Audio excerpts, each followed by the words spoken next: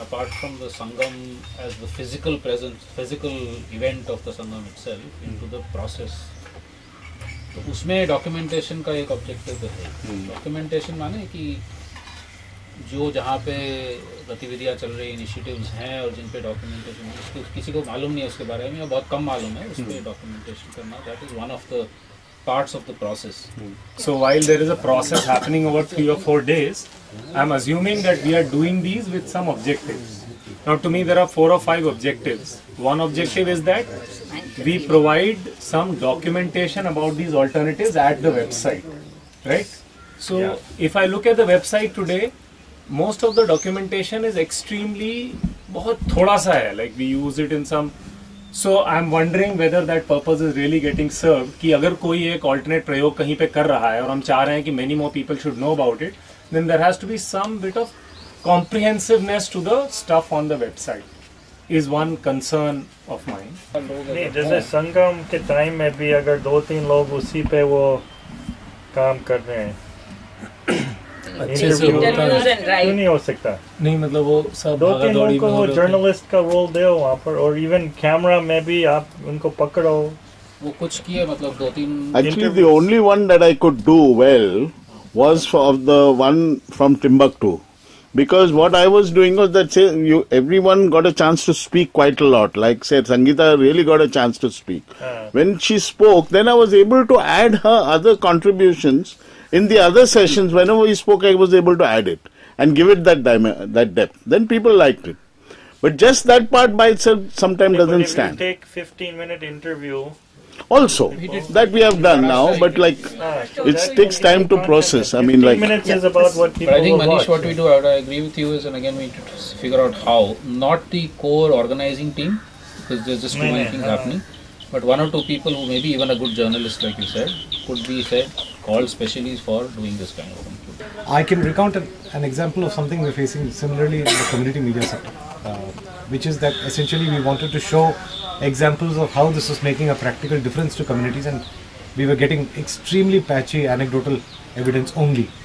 So we realized that it was not something for us as an organization, for example, to jump into that context suddenly and try to document it, because we are not familiar enough with each of those contexts. It becomes very difficult to capture what it is that's being talked about or what the change is. We have experimented with a mechanism, perhaps it could work here, which is that we asked everyone to send a brief, very brief, 60 to 100 word description of what it is they felt was the change that they had brought with respect to, theme X, theme Y, whether it was freedom of expression, whether it was local agriculture, whatever it was. We looked at those in unison to see what kind of examples we were getting. Then what we did was teach some essential documentation skills to the respective groups and let them do it themselves. Doesn't call for resources from our side. Only resources it called for were the time and maybe the effort in terms of spending some time teaching basic video skills on things like mobile phones. There's a lot of freeware available for even doing basic edits on mobile phones and things like that. What we are getting now is probably a much more accurate version of what that change is, because we are not documenting it. The people within that context are documenting it. Maybe being able to create the skills for documentation within all these groups is far more potentially rewarding. And I've seen some of the work of video volunteers and of course your community radio stuff.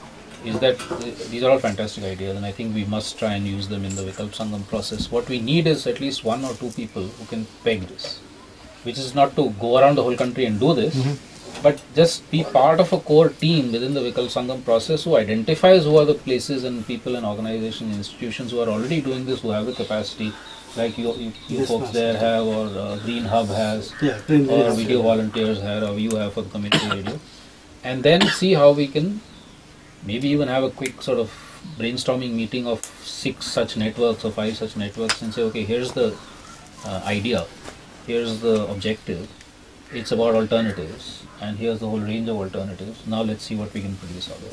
So we need that, because that's not going to happen with us as a core team. I understand. Somebody who can. But you can be the point at which many of these ideas get collected. Sure. Right? Sure. So that it's centralized. If it becomes too diffuse, then stories come all over, and then putting them together becomes a task. Perhaps we could do this. Perhaps within our own respective networks, we can spread the word in terms of what kind of case studies we're looking for, what kind of examples we want to examine, things like that. Get people to flexibly put that up in some easy to access methodology, maybe just mail it, maybe have an online form of some kind which they can fill and just put in a 100-word, 120-word limit, something very short. That can come to one central place, and within us we can decide a subgroup, maybe 2 or 3 who at regular intervals, maybe every 3 months, we should have a sizable number collected at them. Just spend a day or two online, if we are physically in the same space together, just combing through them, looking at them, saying, okay, I think we can take these up and deal with them, or give them the skills, or connect them to the local group which can give them the skills. I think pretty much regionally there will be one organization or the other which could possibly give them the relative documentation skills.